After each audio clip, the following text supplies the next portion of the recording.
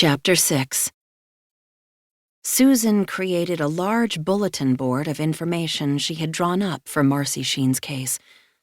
Thankfully, Marcy's previous lawyer had sent over all of his research, which, admittedly, wasn't very much, and she'd also read about a zillion newspaper articles, read about all jury members, and even interviewed a few people who'd grown up with Marcy on the island.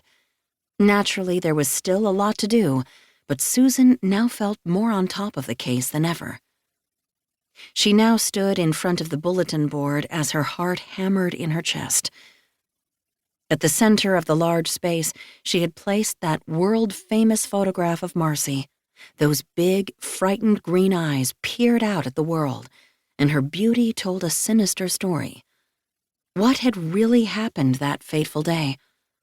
Susan wasn't sure she would ever truly know. There was a rap at the door. Susan had fallen so deep into her thoughts that the sound made her yelp.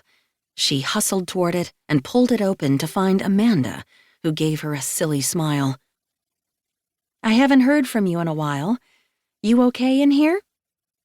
A blush crept up Susan's neck and dipped onto her cheeks. "I think I got a bit lost in the case again."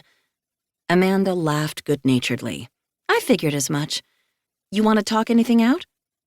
Susan gestured toward the board. "Well, to be honest, I really need to get myself up to Boston. I want to interview the people the couple knew, get a better sense for them before the murder happened. The version of Marcy Sheen that people know around here isn't necessarily the version she was up in Boston. People change." "True," Amanda said thoughtfully. She stepped toward the board and straightened out a crinkled edge of the photograph of Marcy. "She really is beautiful." "I can't imagine her getting life in prison," Susan murmured as her heart swelled. "You should have seen her in her childhood bedroom. The house was a mess. It's obvious she ran away from the vineyard for a reason. And now, she's trapped on house arrest." "Such a horrible story," Amanda murmured. Susan stepped toward her desk again and reached for a pen to jot herself a note.